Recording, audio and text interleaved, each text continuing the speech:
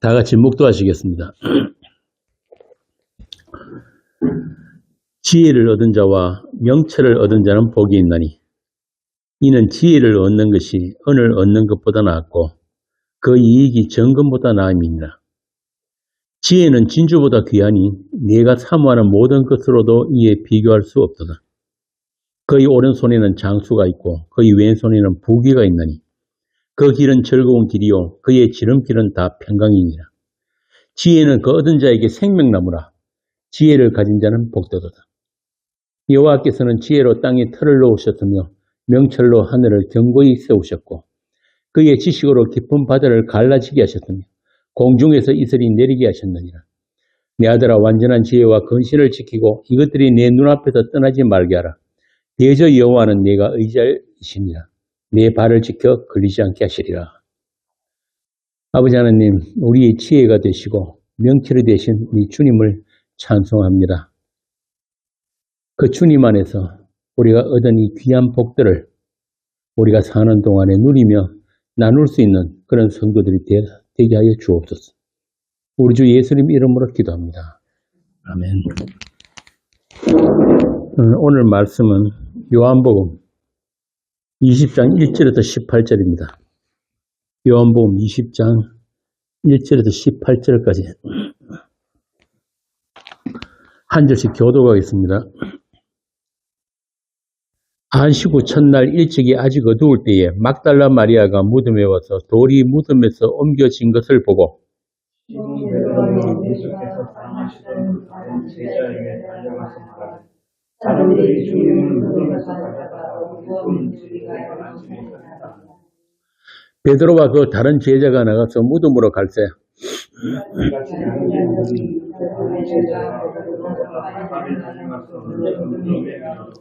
구부려 세마포 놓인 것을 보았으나 들어가지는 아니하였더니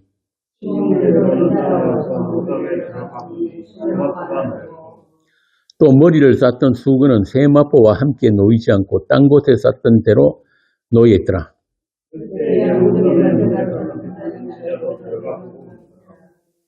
그들은 성경에 그가 죽은 자 가운데서 다시 살아나야 하리라 하신 말씀을 아직 알지 못하더라. 마리아는 무덤 밖에 서서 울고 있더니 울면서 구부려 무덤 안을 들여다보니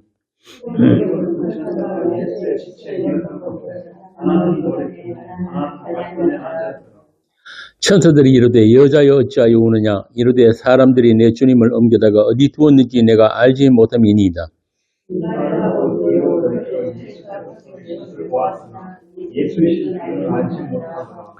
예수께서 이르시되 여자여 어찌하여 울며 누구를 찾느냐 하시니 마리아는 그가 동산지기인 줄 알고 이르되 주여 당신이 옮겼거든 어디 두었는지 내게 이르소서 그리하면 내가 가져가리이다. 예수께서 마리아에 하시더니 마리아가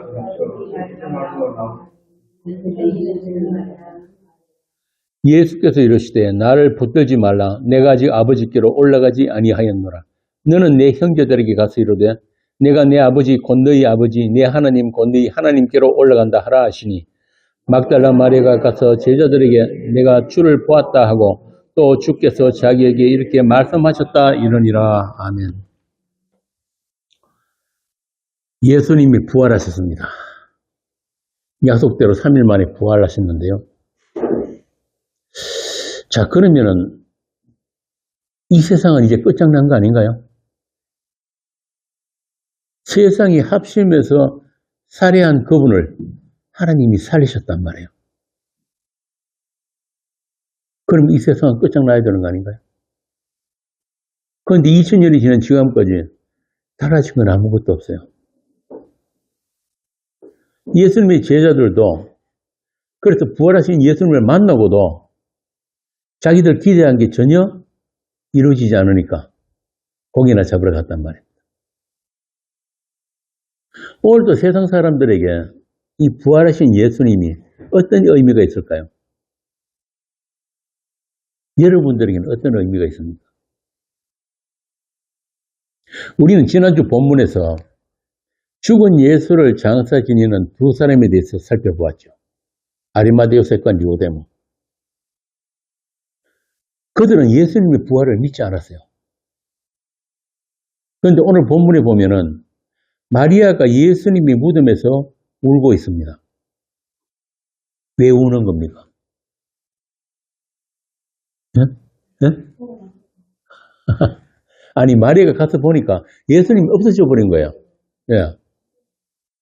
예수님이 시체가 없어졌다고 울고 있는데 시체가 있었으면 안 울겠죠. 한번 생각해 봅시다. 이게 정말 울 일입니까? 예수님이 부활하셨으면 기뻐해야 할 일 아닌가요?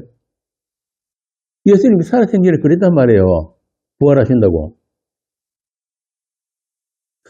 안 믿었다는 이야기잖아요. 마리아 역시도 예수님의 부활을 믿지 못하고 그의 죽은 시체에만 관심이 있는 거예요. 마리아가 왜 왔겠습니까? 이스라엘의 장례 풍습에는 동물에 누워놓고 그 다음에 썩지 않도록 향유도 바르고 그런단 말이에요. 그러니까 마리아가 할 수 있는 건 그것밖에 없었던 거예요. 이렇게 예수님의 부활은 세상 사람들에게는 딴 세상 이야기였던 거예요. 아무도 믿는 사람이 없었어요. 제자들까지도. 그럼 오늘날 예수 믿는다는 사람들에게는 어떻습니까? 예수님의 부활에 대한 감격이 날마다 있습니까? 예수님이 부활을 하셨다면 예수를 믿는 사람들에게는 그 인생 자체가 세상과 달라야 된단 말이에요.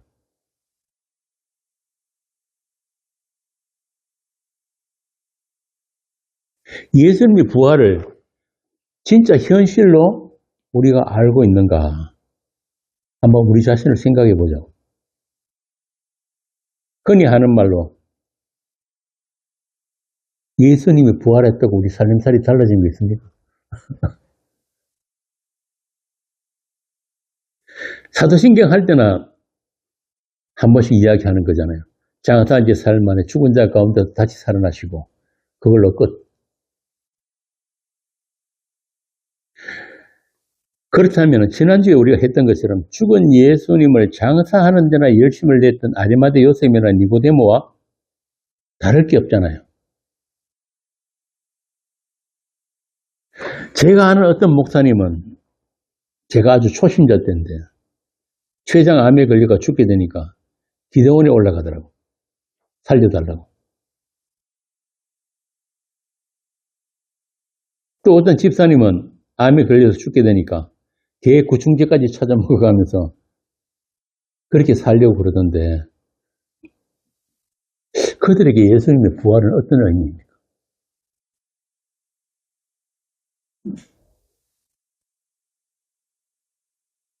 정말 예수님의 부활을 믿는다면 그 부활에 이미 참여되었음을 알고 있다면 야 이제 드디어 내가 이 육신을 벗고 하늘의 형상으로 있게 되었구나.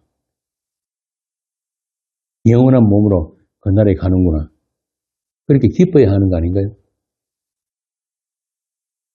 다들 자신 없는 표정이십니다.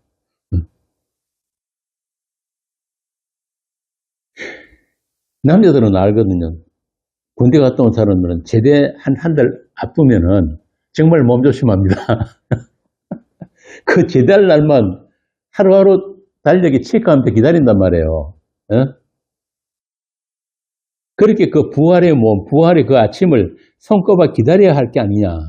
그 말입니다. 뭐 암에 걸리든 어떤 불치병이 걸려도 그것으로 감사해야 하는 게 예수님이 죽음과 부활에 참여된 하나님의 사람들이다 이 말입니다.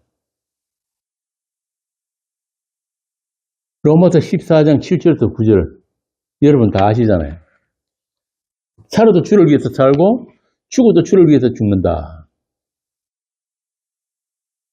사도 바울은 그 사람의 삶에는 어떤 변화가 있길래 이런 고백을 할 수 있을까? 심지어는 고린도서 15장에 보면은 자기는 자랑 삼아 하는 말이 나는 날마다 죽는다 그랬다. 과연 바울에게 있어서 부활은 무엇인가?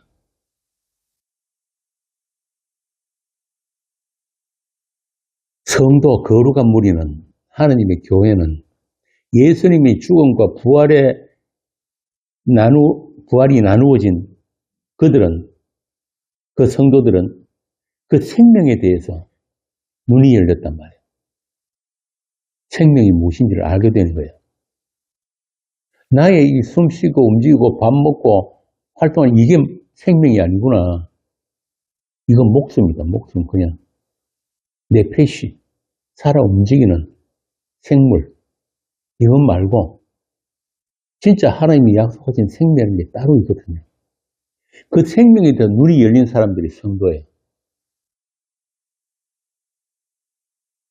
그래서 그 생명 때문에 그 생명 안에 있기 때문에 이제 나는 죽어도 좋아. 사나 죽으나 나는 주의 것이니까. 그렇게 확정된 미래로부터 주어지는 새로운 현실. 바울이 그러잖아요. 이제 내가 사는 것은 나를 사랑하사 자기 몸을 버리신 하느님의 아들의 믿음 안에서 살고 있다. 하느님의 아들을 믿는 믿음이 아니고 하느님의 아들의 믿음 안에서 내가 살고 있다 이 말입니다. 그 생명 안에서 사는 것이라는 그 새로운 세계가 나한테 덮쳐온 거예요. 그걸 예수님이 제 아들한테 그랬죠. 하느님 나라가 침노해왔다. 이렇게 부활의 세계는 종교성 또는 종교적 의식 정도가 아니고 하나님의 새 창조로 주어지는 새 생명의 세계다. 그러니까 똑같이 이 세상에서 같이 살아가고 있는데 같이 밥 먹고 같이 생활하고 있는데 성도에게서는 다른 현실이 있는 거예요. 다른 현실. 묵시라는 다른 현실. 묵시가 뭡니까? 이미 하나님의 약속이 이루어진 그곳. 하나님 나라. 그 묵시와 이 세상 역사를 같이 살아가는 사람들이 성도인 거예요. 다르단 말입니다. 그렇게 세상과 경계가 지어져 있어요. 보이지 않는 어떤 경계선이 쳐져 있단 말입니다. 성도에게는.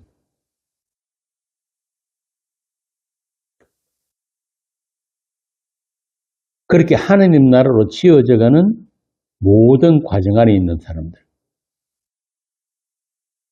그러니까 부활절이라고 모여가지고 예수 부활하셨네 찬송 몇 곡 부르고 돌아가는 그런 종교 행사가 아니고 우리의 죄와 사망이 생명에 의해 삼킨 바 된 것을 평생토록 확인당하면서 살게 되는 그런 능력이에요. 이게 부활이에요. 그래서 부활 안에 있는 사람들은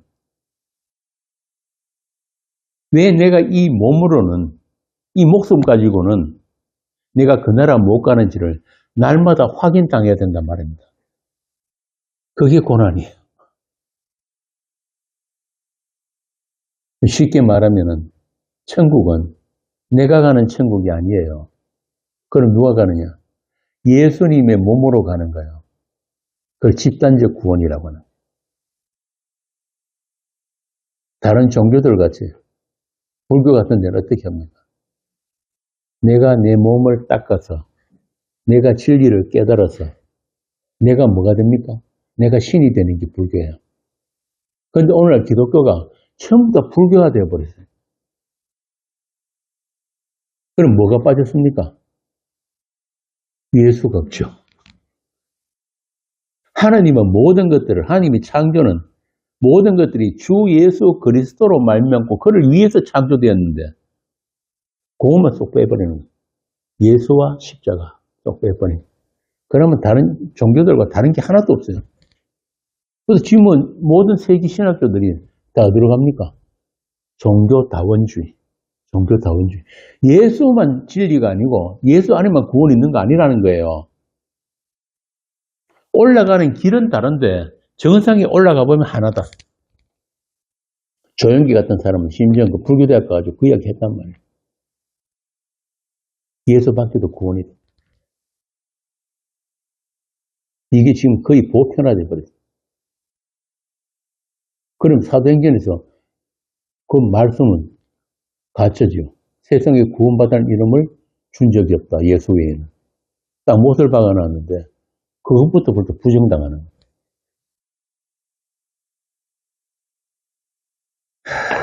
그래서 예수님도 그 부활에 대해서 구약에 기록된 것들을 말씀하셨어요. 한번 봅시다. 누가복음 24장 44절에서 49절 한번 봅시다. 누가복음 24장 44절에서 49절.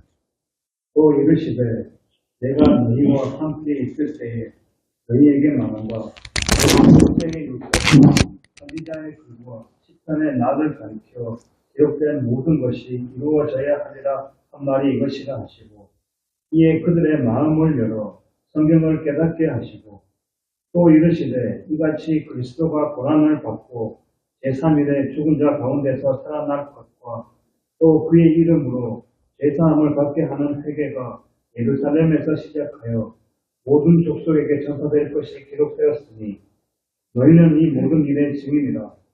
볼지어다 내가 내 아버지께서 약속하신 것을 너희에게 보내리니 너희는 위로부터 능력으로 입혀질 때까지 이 성에 머물라 하시니라. 시편이나 선지자들이 글이나 아니면 구약의 율법에도 이 예수님의 고난과 죽음 그리고 부활에 대해서 수도 없이 기록이 되어 있어요. 시편 22편에 보면은 예수님의 고난과 죽음이 아주 적나라하게 적혀 있거든요. 그뿐만이 아니고 부활도 레위기 23장에 보면은 한번 보고 갑시다. 레위기 23장 9절. 구약에서 말하는 부활이 무엇인지, 어떻게 영단번의 제사로 하는 게 드려지는지 레위기 23장 9절 한번 보죠. 23장 9절. 여호와께서 모세에게 말씀하여 이르시되 이스라엘 자손에게 말하여 이르라. 너희는 내가 너희에게 주는 땅에 들어가서 너희의 곡물을 거둘 때에 너희의 곡물의 첫 이상 한 단은 제사장에게로 가져갈 것이요 제사장은 너희를 위하여 그 단을 여호와 앞에 기쁘게 받으심이 되도록 흔들되 안식일 이튿날에 흔들 것이며 너희가 그 단을 흔드는 날에 1년 되고 흠없는 순양을 여호와께 번제로 드리고 그 소제로는 기름 섞은 고운 가루 10분의 2에바를 여호와께 드려 화제로 삼아 향기로운 냄새가 되게 하고 전제로는 포도주 4분의 1 흰을 쓸 것이며 너희는 너희 하나님께 예물을 가져오는 그날까지 떡이든지 혹은 곡식이든지 생미삭이든지 먹지 말지니 이는 너희가 거주하는 각처에서 대대로 지킬 영원한 규례니라. 여기 보면은 곡물의 첫 이삭 한 단을 하나님께 드린다고 그러는 거예요. 그 첫 이삭 한 단이 거룩하니까 그게 하나님께 연락이 되면은 나머지 곡식도 다 거룩하단 말입니다. 이게 부활이에요. 자, 그런데도 그 구약에 대해서 아주 능통했던 그 유대인들, 예수님의 제자들, 심지어 예수님하고 같이 숙식을 같이 하면서 그렇게 3년 반을 따라다닌 그 제자들조차도 예수님의 부활을 믿지를 않았단 말이에요. 심지어 예수님이 부활하시고 난 뒤에 40일을 세상에 계셨는데 예수님을 만난 제자들조차도 예수님에 대해서 실망하고 고기나 잡으러 가자. 그렇게 예수님이 부활까지 하셨으면은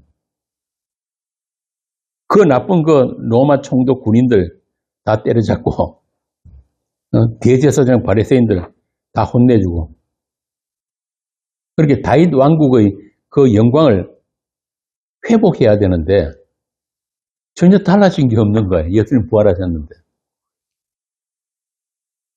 예수님 그런 거 하실 기미가 전혀 안 보였단 말이에요.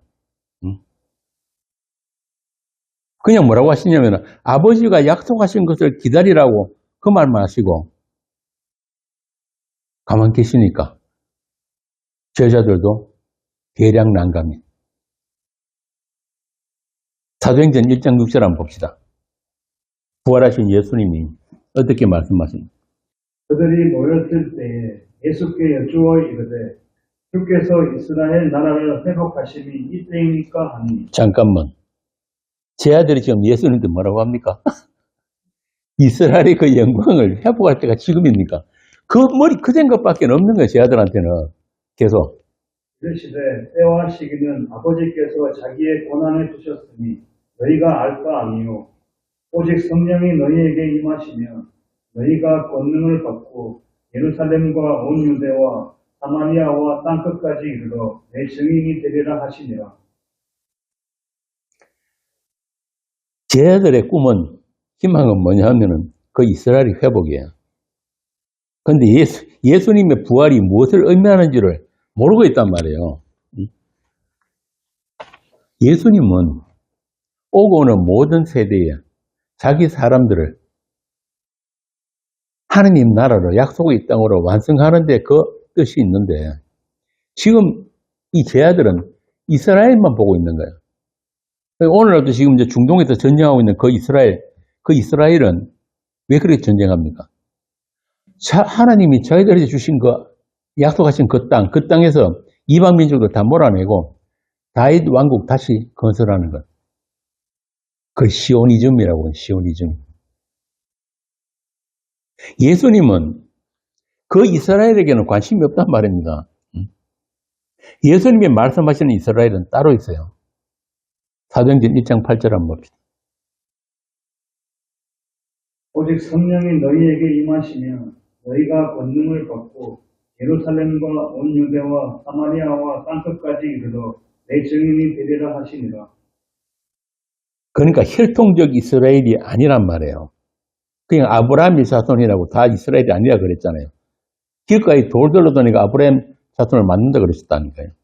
그러니까 예수님이 말씀하시는 그 이스라엘은 예수님의 언약의 피로 새로운 이스라엘이 생겨나게 된다. 그 이스라엘이에요. 예수님의 피로 완성되는 그 하나님 나라, 사랑의 아들인 나라. 예수님이 이 땅에 오셔서 흘리신 그 언약의 피는 창세전 하나님의 약속인 거룩하고 흠없는 아들들인 나라, 사랑의 아들인 나라를 위한 것이라는 것을 제자들은 성령이 오시고 나서야 알게 된 거예요. 아, 우리 주님이 말씀하신 이스라엘은 이런 것이었구나. 하나님의 약속은 이것이었구나. 그래서 구약의 모든 기록들이 다 예수님의 고난과 죽으심과 부활에 관한 것임을 이제 성령을 받은 성도, 우리 교회는 알게 된 것입니다. 요한복음 16장 7절에 보면은 성령이 임하면은 어떤 현상이 나타난다고 합니까? 죄와 의와 심판에 대해서 우리를 책망하시리라. 책망한다. 그러니까 우리의 죄관, 의관, 모든 것들에 대해서 다 틀렸다는 거예요. 한마디로. 우리 육신에서 자연스럽게 나오는 것들, 그런 것들 아니라는 거예요. 그러니까 죄도, 의도, 심판도 예수님과의 관계에서만 주어지는 거다. 그걸 성령께서 가르쳐 주신단 말이에요. 성령이 하시는 일이 그거예요. 그래서 공간복음에 보면은 예수님이 주변에 어떤 사람들이 모여듭니까? 죄인들의 대표로 세리, 또 창녀, 불치병 들린 자, 38년 된 병자, 귀신 들린 자, 이게 다 뭐예요? 죄인들. 스스로는 자기 불가능, 어떤 구원도 불가능한 그런 자들.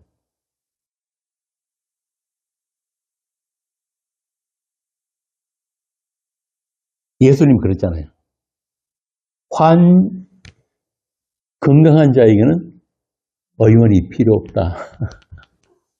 스스로 어렵다고 생각하는 자들, 내 스스로 나는 내 죄 문제도 해결할 수 있고 율법 제사 드리고 하면은 다 해결될 수 생각하는 자들에게 예수가 필요 없는 거예요.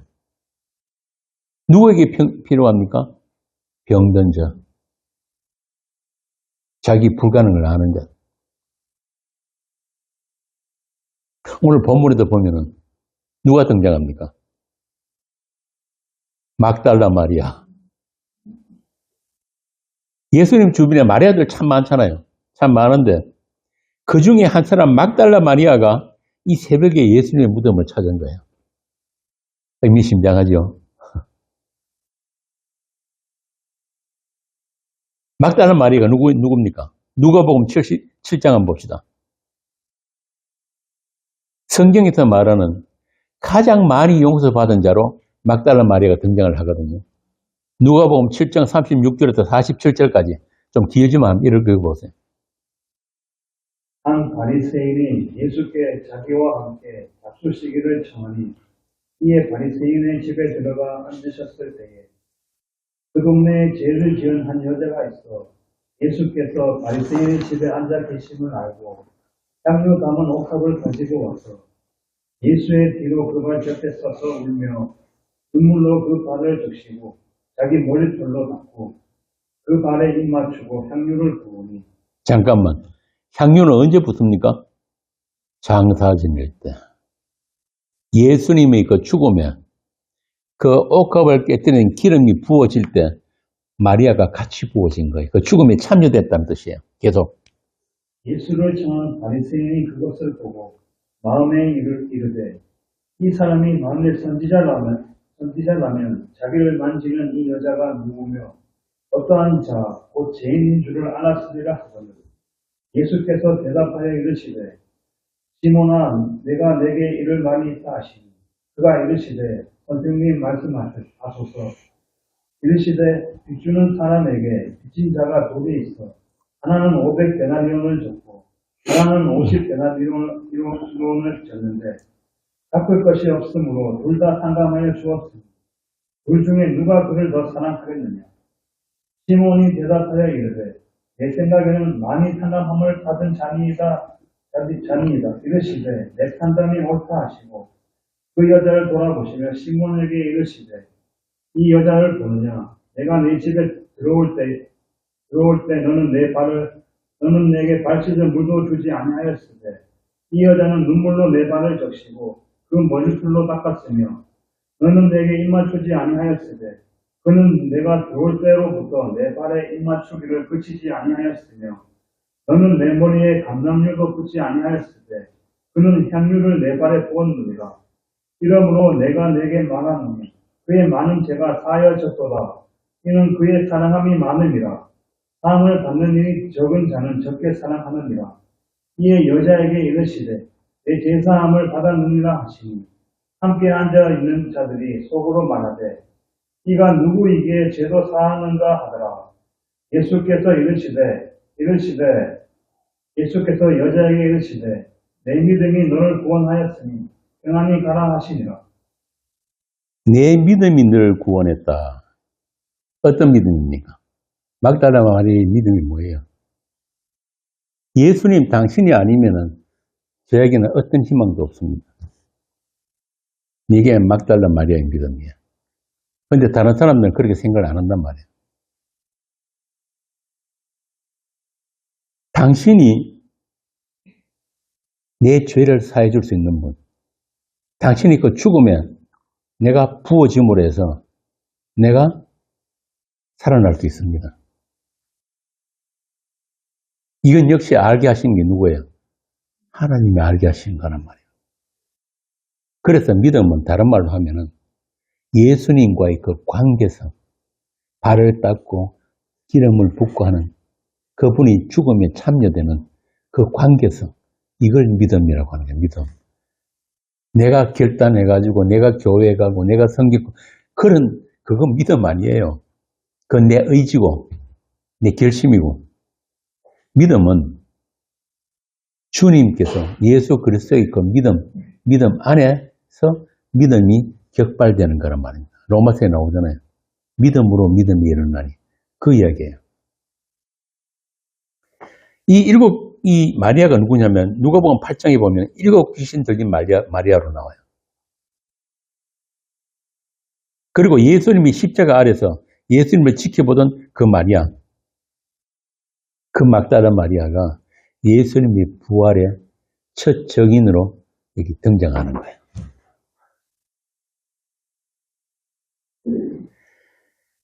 그렇게 예수님을 사랑한 마리아도 지금은 아직 할 수 있는 게 없어요. 그냥 예수님 시체에 향유 바르는 것, 무덤을 찾는 것, 그것뿐이었단 말이에요.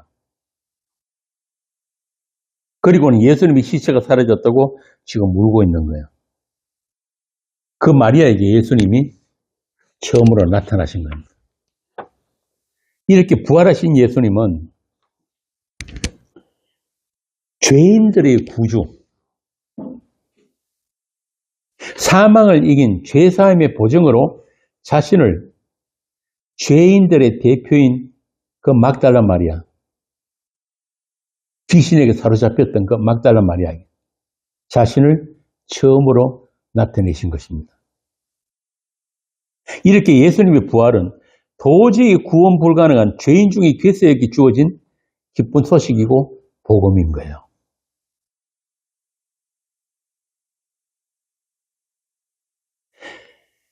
십자가 은혜의 그 필연성, 그 필연성을 평생 체험하면서 살아야 하는 죄인의 교수들에게 예수님의 부활보다 더 기쁜 소식은 없단 말입니다. 그들에게만 정말 기쁜 소식이에요. 아, 나 이 죄가, 스스로 해결할 수 없는 그 죄가, 그 죽음이 예수님이 죽으신 그 부활로 해결되었구나. 그리스도인은 그걸 믿는 사람이에요. 교회를 믿는 것도 아니고 목사를 믿는 것도 아니고 복 주시는 하나님을 믿는 것도 아니에요.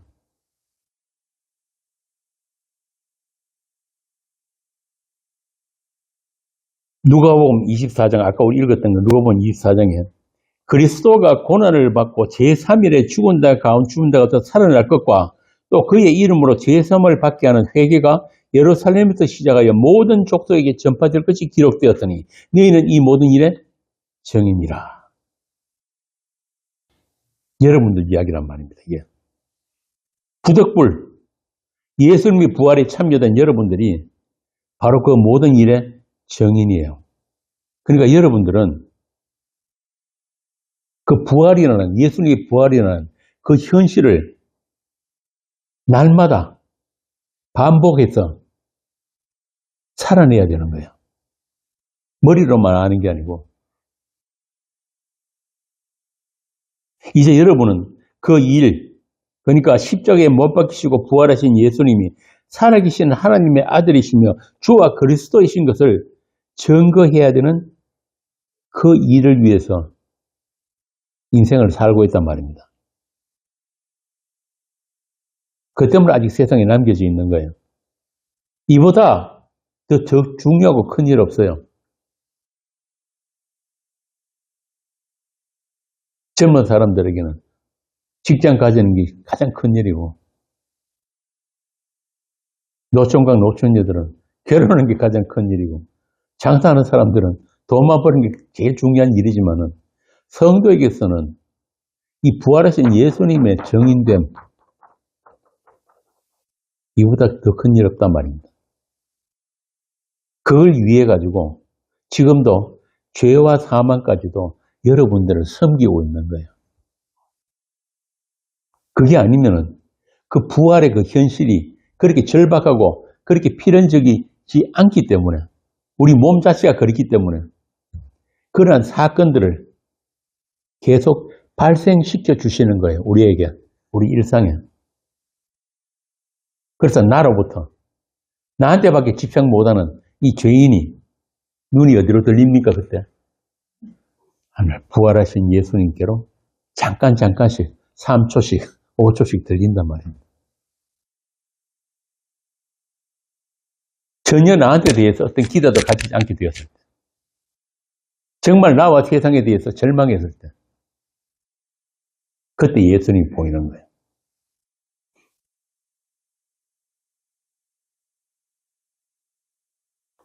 성령에 의한 이러한 사건들, 이러한 고백은 이미 예수님 생전에 베드로를 통해서 보여주신 적이 있죠. 마태복음 16장에 보면 예수님은 제자들에게 묻습니다. 세상 사람들이 나를 누구라고 하느냐? 제자들이 뭐라고 합니까? 세례 요한, 엘리야 또는 선지자 중에 하나라고 합니다. 그런데 베드로가 정답을 맞췄어요. 주는 그리스도시요 살아계신 하나님의 아들이십니다. 그러니까 예수님이 뭐라고 하십니까? 바요나 시몬아 네가 복이 있다. 근데 중요한 건 그 다음 말씀이에요. 이를 네게 알게 한 이는 혈육이 아니요 하늘에 계신 내 아버지시니라. 이거는 네한테서 나올 그런 고백 아니라는 거예요. 한마디로 베드로는 네 실력으로 정답을 맞춘 게 아니다. 사람에게서 나올 수 있는 거 아니다. 그러니까 베드로는 한 개인 위에다가 교회를 세우는 게 아니고 네가 이야기한 그 고백, 예수 그리스도의 주대심, 그걸 아는 자들로 내가 교회를 만들어 가겠다 이 말입니다. 참 재밌는 게요. 예수님은 성경에 보면은 교회 세우라는 소리 한 번도 한 적 없어요. 내가 베드로 네가 한 그는 고백 위에다가 내가 내 교회를 누가 세운다? 내가 세운다. 그러니까 교회는 우리 손을 떠나 있단 말입니다. 우리가 개입할 교회가 아니에요. 그런데 지금 가톨릭 같은 경우는 뭡니까? 일대 교황이 누구예요? 베드로죠. 내가 이 반석 위에다가 교회를 세운다 그랬더니만은 그 베드로라는 사람 위에다가 사람을 중심으로 교회가 된 이렇게 지금 가르치고 있거든요. 그게 2000년 가톨릭 역사란 말입니다. 그거 아니란 말이에요. 예수님 그러잖아요, 방금.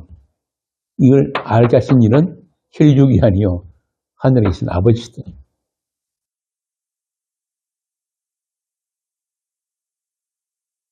그리고 이 말씀 후에 뭐라고 하시냐면은 하나님의 아들이신 그 그리스도가 고난을 받고 죽으시고 3일 후에 부활할 것을 제 아들에게 마침내 말씀하시는 거예요. 자, 그런데 예수님께서 이렇게 고난받고 죽으시고 부활하실 것을 말씀하시니까 방금 그렇게 기특한 고백을 했던 그 베드로가 뭐라고 합니까? 주여 그리 마옵소서. 예수님이 그 베드로에게 뭐라고 합니까? 사탄아 내 뒤로 물러나라. 네가 나의 일을 하나님 일을 생각지 않고 사람 일을 생각하는구나.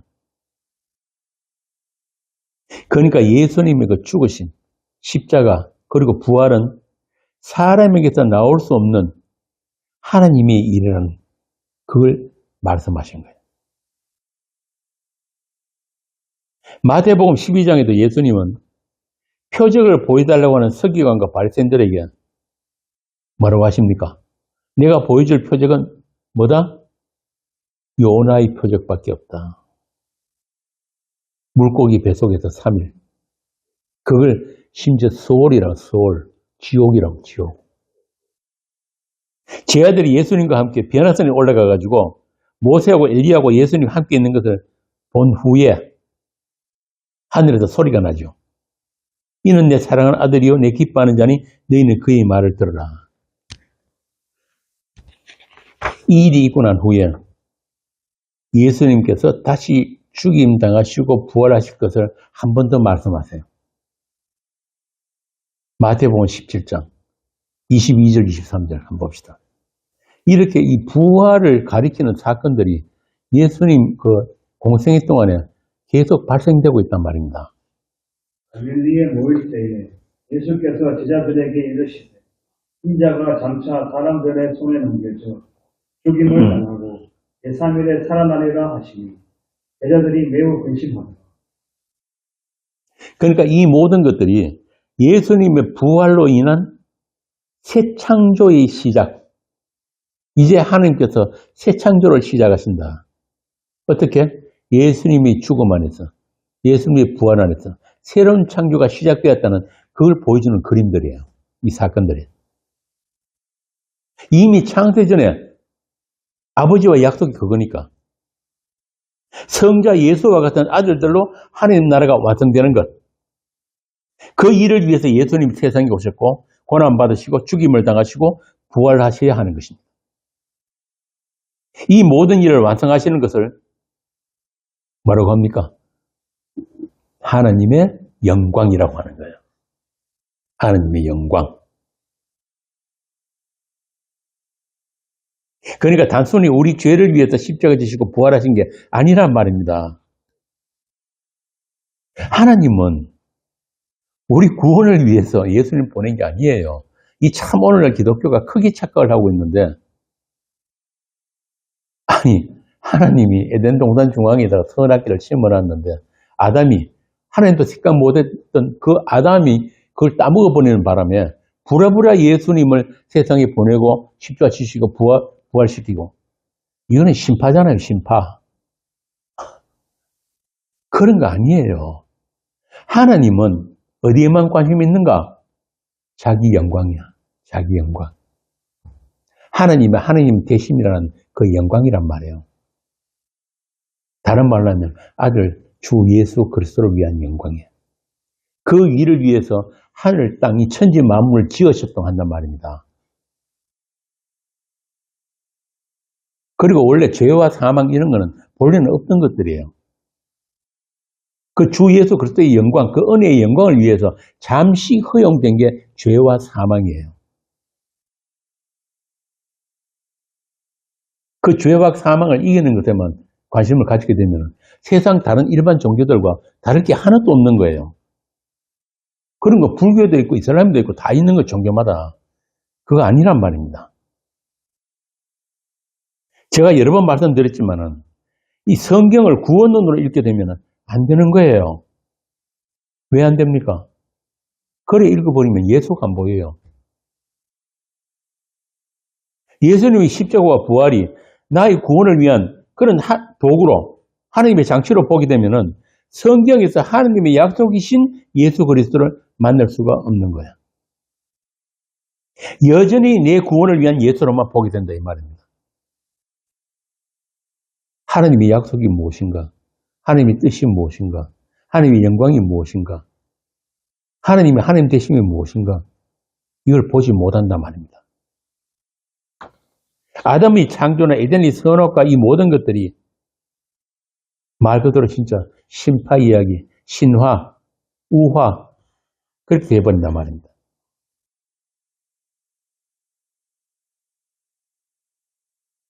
그런 하나님은 하나님이 아니잖아요. 진짜 우리 구원에만 하나님이 관심이 있다면 선악과 안 심어놨으면 돼요. 그죠? 아무 죄가 없는 상태의 아담, 그렇게 자식들을 많이 낳고 번성해가지고 그럼 되잖아요. 굳이 그 선악과가 있고 뱀이 그 나오고 그럴 필요 없단 말입니다. 생명나무. 그런데 오늘날 기독교가 하나님을 그런 하나님으로 만들어버렸어요.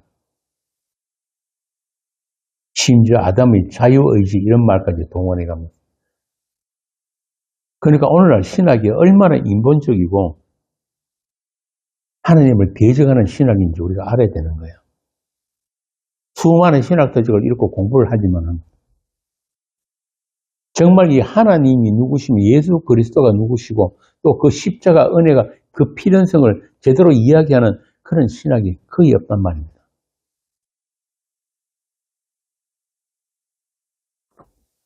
아니에요. 하나님은 영원 전에 이미 성자 예수 그리스도 안에서 완성되는 그 아담을 작정하신 거예요. 그리고 그 일, 곧 예수 그리스도로 말미암고 예수 그리스도를 위한 새 창조, 그 새 창조에 예수님이 죽음과 부활이라는 약속이 만물의 창조 앞에 먼저 있었던 것입니다. 이 창세전 약속이란 말입니다. 에베소서 1장 3절부터 7절. 그리고 그 언약의 죽음과 부활이라는 그 약속의 성취를 위해서 첫사람 아담을 통해서 죄와 사망이 세상에 들어왔다는 것이 로마서 5장에서 말하는 바울의 정언이에요. 자, 이렇게 새 창조, 새로운 창조가 있기 위해서 옛 창조, 첫 창조는 반드시 어떻게 돼야 되는 거예요? 다시 없음으로 돌아가야 된단 말입니다. 왜? 창조는 항상 없음에서부터 일어나는 창조이기 때문에 그래요. 조그마한 것이라도 있으면은 그거는 발전이고 개선이지 창조가 아니에요. 그러니까 내가 예수 믿어가지고 내가 성경 많이 알고 내가 기도 많이 하고 내가 교회 축성해가지고 그런 나를 하나님께서 인정하셔가지고 내가 천국 간다. 그런 거 아니에요. 아담에게서 난 인간은 그 어느 누구도 천국 못 가는 거예요. 그게 아브라함에게 명령하신 할례란 말입니다. 할례. 그 아담의 혈통에서 끊어지는 할례. 끊어지고 예수 그리스도의 족보로 옮겨지는 것. 여기 고린도서 2장에서는 그걸 가지고 뭐라고 합니까? 육적 몸을 벗는 할례, 세례다. 예수님이 십자가에서 육적 몸을 벗는 것. 그러니까 고린도후서에 나오잖아요. 우리 이 옛사람, 우리 그 사람은 날마다 어떻게 된다? 후패해져 간다. 후패란 말이 뭐냐면 무너진단 말이에요. 무너진다. 우리는 끊임없이 나를 세우기 위해서 나라는 존재를 정리하고 세우기 위해서 인생을 살고 있는데 하나님이 하시는 일은 뭐냐? 그거 날마다 무너뜨리는 거예요. 무너뜨리고 그 없음의 자리에서 뭐가 생겨난다? 속사람, 새사람이 살아 올라온단 말입니다. 그게 우리 신앙생활이에요. 그러니까 십자가란 말은 우리가 스스로 우리가 죽을 수가 없으니까 예수님의 그 죽음, 우리가 죽는 죽음은 뭐예요? 죄의 삭스로 죽는 거예요. 정해진 거예요. 그런데 그 죽음을 어떻게 바꿔주신다? 예수님의 그 언약의 죽음으로. 그걸 좀 어려운 말로, 고상한 말로 진리의 죽음을, 진리의 죽음. 다나토스의 죽음이라는 그 죽음과 바꿔치기 해주시는 거예요. 그렇게 그 죽음 안에서 우리가 다시 없음으로 되돌려지면서 다시 예수님의 부활에 참여된 새 생명의 사람들로 우리가 살아 올라오는 거예요. 이게 약속의 성취란 말입니다.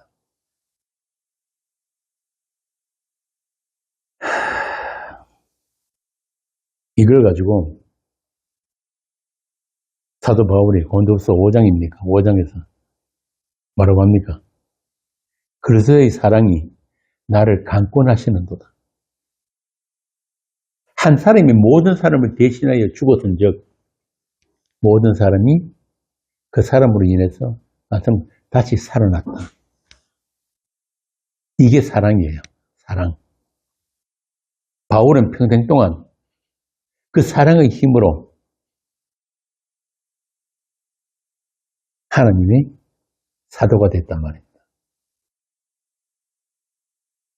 그리스도의 십자가 그 은혜의 피는 상 그런 불가항력적인 사랑 본래 없으면 우리가 어떻게 하늘적인 존재 아들들로 완성이 되는 데는 성자 예수님의 죽음이 우리에게 먼저 나누어져야 되고 그 죽음이 우리에게 나누어져야 되고 즉 우리가 그 언약의 죽음에 참여가 되고 그 죽음 안에서 그 부활의 생명도 나누어진다는 것을 알게 되고 믿게 되므로 마침내 우리는 그 은혜의 영광을 찬송할 내용들을 가지게 되었다. 에베소서 1장에 나오잖아요. 우리를 지으신 목적이 뭐라고 합니까? 응? 그 은혜의 영광을 찬송하기 위해서라는 말입니다. 이게 광야 교회가 배우게 되는 영원한 찬송이에요. 여러분 아시다시피 출애굽한 이스라엘에게 광야는 무엇입니까? 아니 6개월이면 들어갈 그 땅을 40년을 왜 뺑뺑이 돌리시냐고. 왜 그랬을까요? 그 광야가 뭡니까? 죽이는 곳이에요.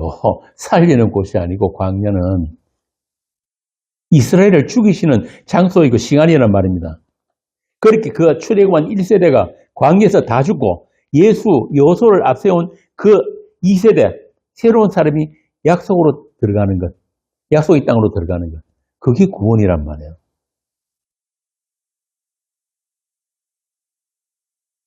그 광야 40년 동안 이스라엘이 배우는 게 뭡니까? 주 예수 그리스도의 그 은혜의 영광. 우리가 누구를 위해 있다? 주 예수를 위해서 있다. 하나님이 그들을 40년 시험했는데 시험한 목적이 뭐라고 합니까? 사람이 떡으로 사는 것이 아니요 하나님 입에서 나오는 모든 말씀으로 산다. 말씀. 태초부터 있었던 그 말씀. 그 말씀이 누구라고 합니까? 요한복음 예수란 말이에요. 예수.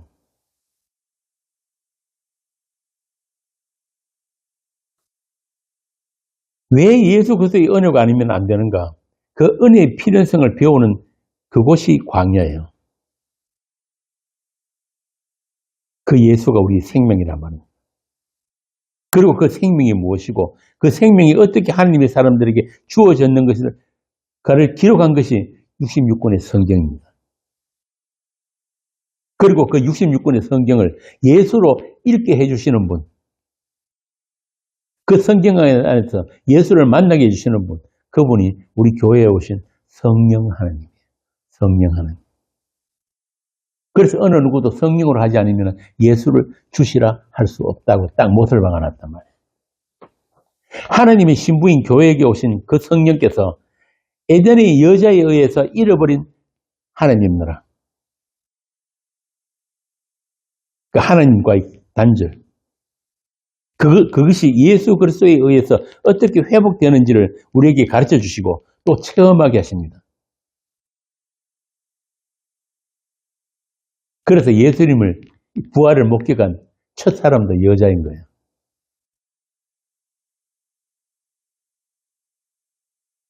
불가능한 죄인 막달라 마리아.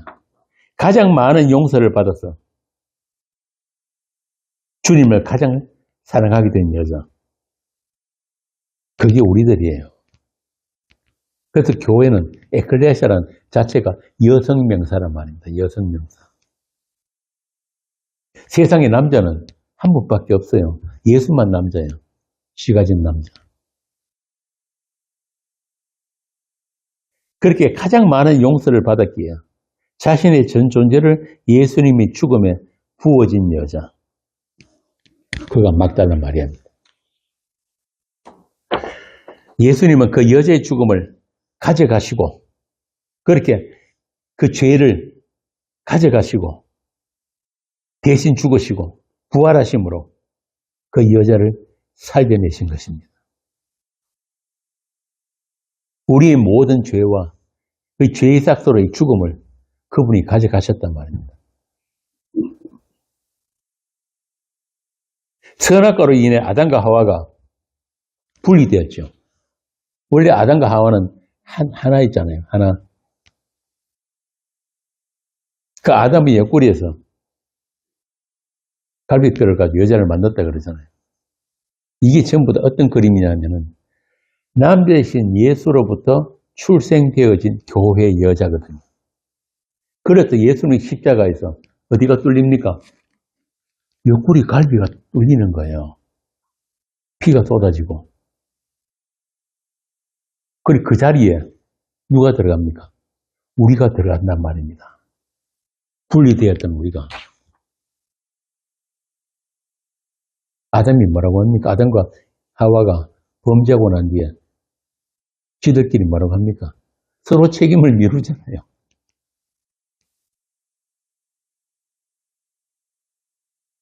그 아담과 하와가 마지막 아담이신 예수에 의해서 예수님의 그 죽음 안에서 다시 온전히 연합되는 것. 이게 바로 십자가와 부활이에요. 그래서 교회가 어린 양의 신부라고 한단 말입니다. 우리들이 구원을 혼인잔치라고 하는 것도 바로 그런 이유예요. 영원한 한 몸, 영원한 하나됨.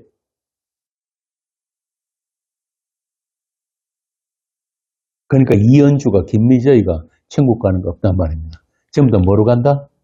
예수로 가는 거예요. 예수의 그리스도와 한 몸 된 교회. 그러니까 신랑 예수님이 죽음과 부활에 참여됨 없이 나의 구원을 위해서 예수를 믿고 교회 다니고 그런 종교 생활을 바울이 뭐라고 했냐면 십자가의 원수라고 한 거야. 십자가의 원수. 내가 구원받으려고 하는 걸 로마서에 보면 탐심이야, 탐심.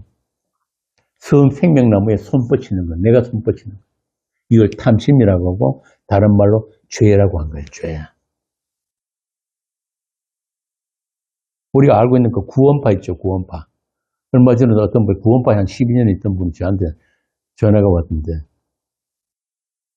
구원파가 교리나 안에 그 복음적인 내용 보면은 오히려 장로보다 나아요. 그런데 뭐가 문제냐?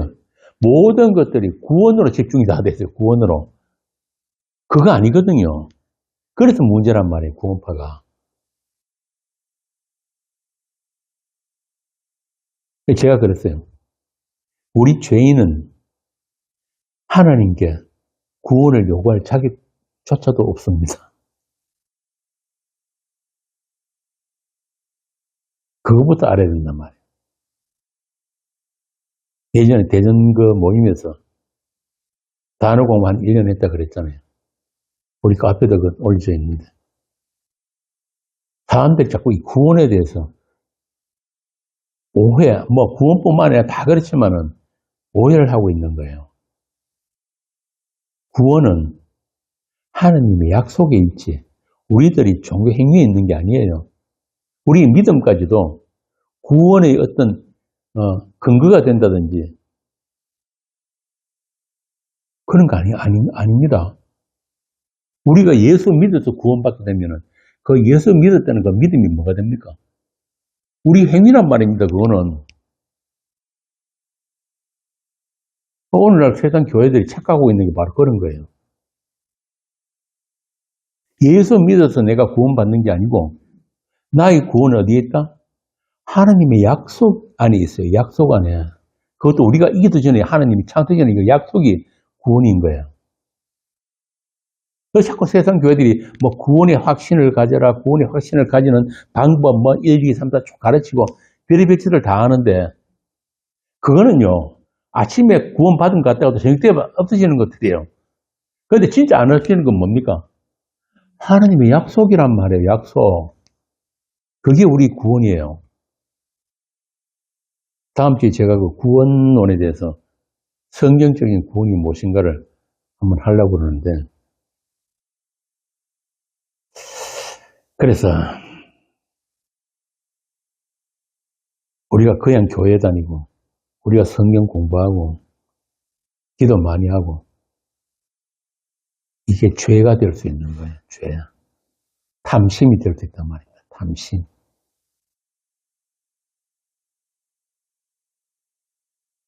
이걸 모르고 그냥 열심히 종교 생활을 하려고 내버려 두는 건 이걸 뭐라 하면은 심판이에요, 심판. 하나님이 내어버려 두심. 그렇게 자기 정욕에 내어버려 두심으로 스스로 생명나무에 손을 뻗치는 자들, 그 모든 행위가 저주가 되는 것입니다. 그걸 하나님께서 가두어버린 세상, 악한 세대. 갈라디아서 1장에 나오는 악한 세대예요. 그러나 이미 주님이 부활에 참여된 교회는 새로운 세계, 영원한 그 나라가 그들 안으로 뚫고 들어와 버렸단 말입니다. 내가 요청한 것도 아니고 내가 어떤 열심을 낸 것도 아닌데 이미 하나님의 성도들에게는 그 나라가 뚫고 들어와 버렸어요. 달리 말하면 약속이, 하나님이 그 창세기 약속이 작동되어 있다면 작동, 실시간으로. 예수님께서 그랬잖아요. 내가 하나님을 나라를 몰고 왔다. 그 하나님 나라 천국이 성도들에게 침노에 들어온 거예요. 그래서 그들 그리스도의 사람들, 그리스도인들의 현실은 세상과 다른 현실을 살고 있단 말입니다. 내가 세상과 다른 게 있나? 아니에요. 세상 사람들은 절대 예수 못 믿어요. 예수는 예수의 사람들만 믿는 거예요. 여러분들에게만 하나님께서 눈을 열어 보여주셨단 말이에요. 예수님의 그 믿음을 여러분에게 넣어주셨는 거예요. 그 믿음으로 예수를 믿는 거란 말입니다. 여러분 원래 믿음 없는 사람들이에요.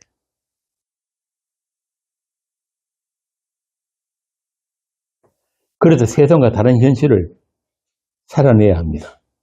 세상과의 분리, 찢어짐, 균열을 통해 가지고 잠깐씩 생명의 능력을 그 하나님 나라를 체험하게 된다. 땅에 속한 이 육신의 목숨이 생명이 아니라는 것을 수시로 깨닫게 하는 그런 사건들로 우리 인생이 채워지게 된다. 그러니까 여러분들 일상에 일어나는 모든 일들은 우발적이고 우연히 일어나는 건 아무것도 없어요. 여러분들 한 사람 한 사람 자신이 말씀의 사건들이라니까요. 여러분 인생 자체가. 그래서 교회를 말씀의 사건으로서 교회라고 한단 말입니다.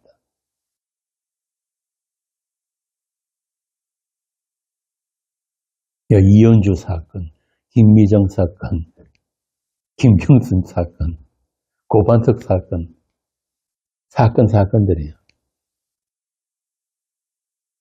여러분들이 한 그 사건들이 다 무엇을 위한 것인가? 예수 그리스도의 주되심을 찬송하는 그런 사건들이에요.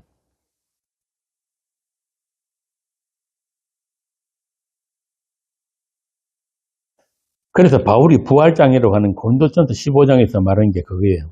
형제들아 내가 그리스도 예수 우리 주 안에서 가진 바 너희에 대한 나의 자랑을 두고 단언하노니 나는 날마다 죽노라. 뭐 자랑할 게 없어가지고 날마다 죽는 걸 자랑을 합니까? 그러니까 성도의 현실은 세상 현실이고 완전 다른 거예요. 가치관도 다르고 역사관도 다르고 인생관도 다르고 세계관도 다르고 이걸 한마디로 표현하면 뭡니까? 미친놈. 미친놈이에요, 미친놈. 미친놈 소리 한번 안 들어본 사람들은 자신을 한번 살펴볼 필요가 있어요. 내가 진짜 예수 믿는 거 맞는가? 이게 예수님의 부활의 생명 안에 있는 자만 자랑할 수 있는 그런 자아의 죽음이란 말입니다. 그렇게 새 생명은 우리 옛사람의 죽음을 통해서 나타나는 새 생명이에요. 예수님이 말씀하신 자기 부인, 자기 십자가입니다. 누구든지 나를 따라오려거든 자기를 부인하고 자기 십자가를 지고 나를 따를 것입니다. 그래서 교회라는 여자는 죽어도 사는 여자들이에요. 첫 이삭, 첫 열매로 드려진 예수님의 부활에 함께 붙어서 함께 묶여가지고 딸려 올라간 자들이 바로 하나님의 피로 사신 교회란 말입니다. 우리 부활은 그런 거예요. 첫 이삭이 거룩하면 다른 이삭이 다 거룩하다.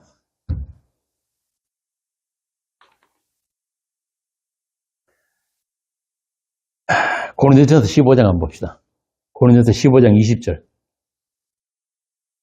아까 우리가 읽었던 레위기 민수기에 나오는 그 첫 이삭들임. 그러나 이제 그리스도께서 죽은 자 가운데서 다시 살아나사 잠자는 자들의 첫 열매가 되셨도다. 뭐가 됐다? 첫 열매가 됐다. 잠자는 자들, 쉽게 말하면 죽은 자들이란 말이에요. 죽은 자들. 계속. 사망이 한 사람으로 말미암았으니 죽은 자의 부활도 한 사람으로 말미암는도다. 아담 안에서 모든 사람이 죽은 것 같이 그리스도 안에서 모든 사람이 삶을 얻으리라. 그러나 각각 자기 차례대로 되리니 먼저는 첫 열매인 그리스도요 다음에는 그가 강림하실 때에 그리스도에게 속한 자요 그 후에는 마지막이니 그가 모든 통치와 모든 권세와 능력을 멸하시고 나라를 아버지 하나님께 바칠 때라. 그가 모든 원수를 그 발 아래에 둘 때까지 반드시 왕노릇 하시리니 맨 나중에 멸망받을 원수는 사망이니라. 만물을 그의 발 아래에 두셨다 하셨으니 만물을 아래에 둔다 말씀하실 때에 만물을 그의 아래에 두신 이가 그 중에 들지 아니한 것이 분명하도다. 만물을 그에게 복종하게 하실 때에는 아들 자신도 그때에 만물을 자기에게 복종하게 하신 이에게 복종하게 되리니 이는 하나님이 만유의 주로서 만유 안에 계시려 하심이라. 거기까지. 이렇게 예수님이 부활이 첫 열매가 되셔가지고 뭐가 열렸다? 생명의 세계가 열린 거예요. 생명의 세계가. 죽어 있는 이 세상에. 여러분들 한 사람 한 사람이 죽은 세상에 산 성도들이에요. 죽은 세상 속에 산 성도들.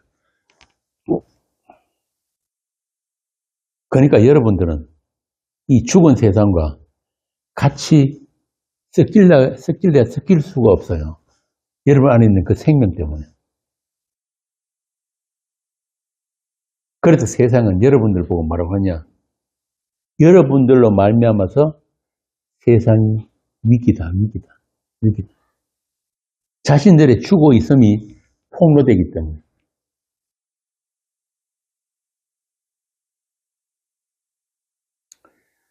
이 이야기가 구약에 기록이 되어 있어요. 앞서 말씀드린 건 레위기 23장 9절. 첫 이삭 드리는 것에 대한 규례.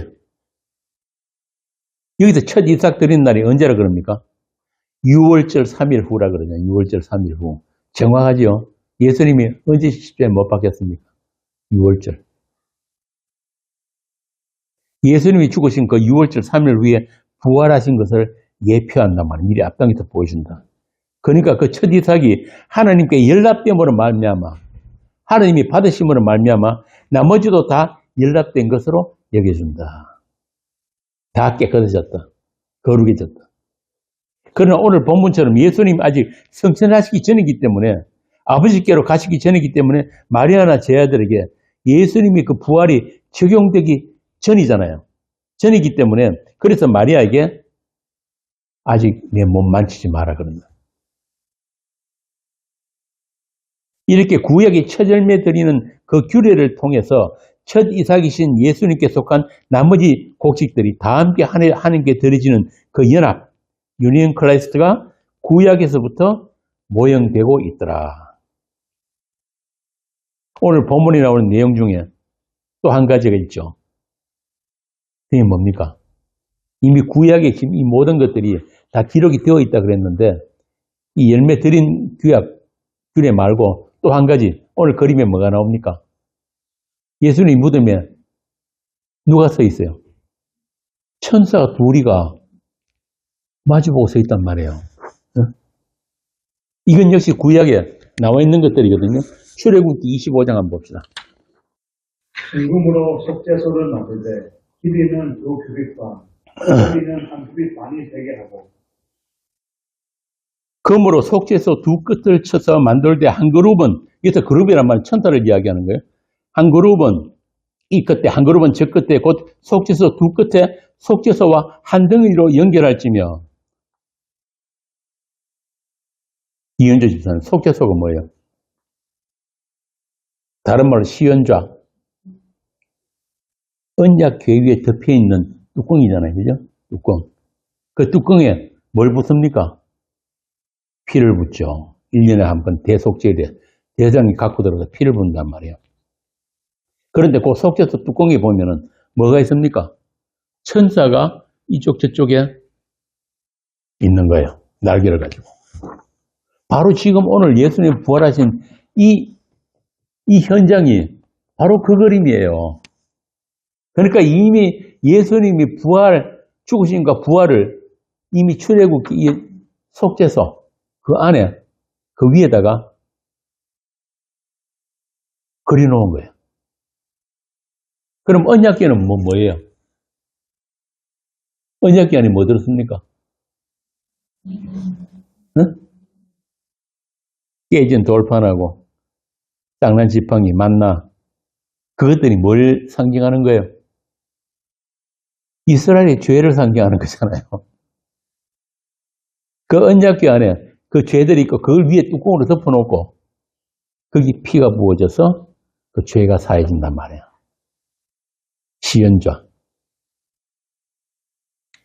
이것이 오늘 본문에 나오는 예수님의 그 죽음의 현장에 있던 두 천사라는 그림으로 구약의 속죄소라는 그 모형이 예수님이 죽음에는 실체로 나타나는 것을 오늘 본문이 우리에게 설명을 해주고 있는 것입니다. 예수님이 죽으심과 부활하심으로 하나님의 백성들이 속죄가 온전히 이루어졌다는 것을 증거하는 것으로 지금 여기 두 천사가 등장하는 거예요. 다 이루어졌다. 이미 그 속죄소 시언자에 피가 뿌려졌다. 자, 그런데도 마리아는 지금 울고 있잖아요. 찬송을 해야 되는 그 자리에서 울고 있는 여자. 그 여자에게 예수님이 직접 말씀하십니다. 너는 내 형제들에게, 여기서 내 형제는 누구예요? 제자들. 오고 오는 세대의 모든 교회예요, 교회. 예수님이 여러분들을 보고 형제라고 그런다니까요. 와.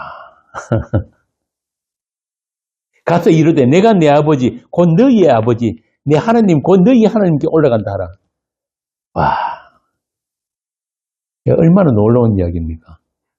예수님이 죽으심과 부활로 인해서 예수님의 아버지가 여러분 아버지가 됐다니까요. 예수님의 하나님이 일제히 하나님이 된 거야. 그럼 끝난 거지 뭐.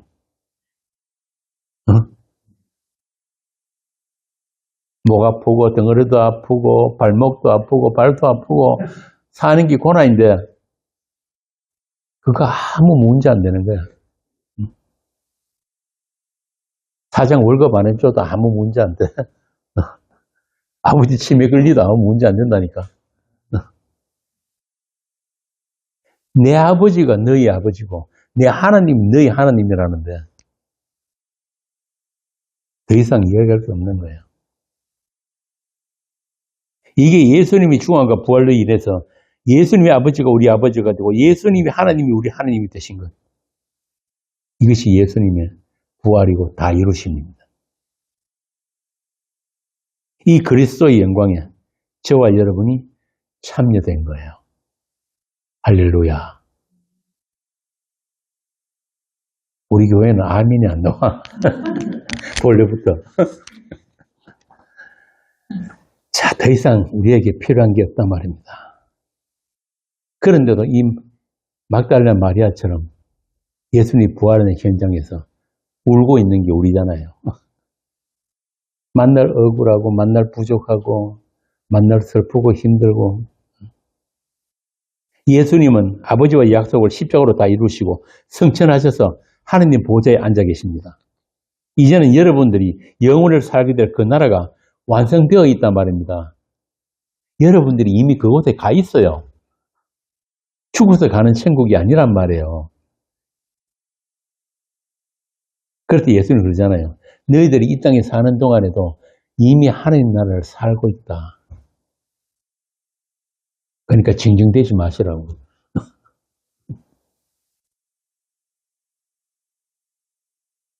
여러분은 그 나라를 기업으로 받으신 분들이에요. 나의 영원 하신 기업, 찬송은 잘하는데 그걸 실감을 잘 못하지. 그렇게 여러분들은 이 땅에서부터 그 천국을 살고 있습니다. 어떻게? 믿음 안에서, 성령 안에서, 말씀 안에서 그 영원한 나라를 누려야 하는 여러분들이란 말입니다. 그리고 여러분들이 매일매일이 부활의 날로 살고 있는 거예요. 그 일을 위해서, 그 부활을 우리가 실감하고 체휼하기 위해서는 먼저 뭐가 필요합니까? 나의 죽은 몸. 나의 죽은 몸. 죄로 인해서 죽은 이 몸. 이걸 아는 사람들만 그 부활을 누릴 수 있단 말입니다. 나는 죽고 예수가 사시는 그 부활의 현실 속에서 함께 찬송하는 교회가 되었으면 참 좋겠습니다. 이 20장은 다음 시간에 계속하기로 하고 오늘 강론은 여기까지입니다. 기도하겠습니다. 아버지 하나님 은혜를 감사합니다. 먼지와 티끌인 우리를 그런 우리에게 예수님의 피가 부어져서 산 존재가 되는 이 하나님의 은혜, 이 하나님이 전능하심과 또 그 죽음 같은 사랑 앞에 우리 모두 무릎을 꿇고 입을 가리고 그 은혜만 찬송하는 그런 성도들이 되게 하여 주옵소서. 그 영원한 은혜, 그 영광의 나라를 함께 상속한 우리 모든 성도들에게 우리가 그 나라에서 노래할 그 새 노래를 이 세상 속에서 배우고 또 나누고 증거할 수 있는 그런 복된 교회가 되게 하시고 우리가 잊어버릴 때마다 주님의 부활의 영광과 그 기쁨이 우리 심령에 새롭게 새겨질 수 있도록 또 찬송으로 울려 퍼질 수 있도록 성령께서 늘 저희들을 깨우쳐 주시옵소서. 주 예수님 이름으로 기도합니다. 아멘.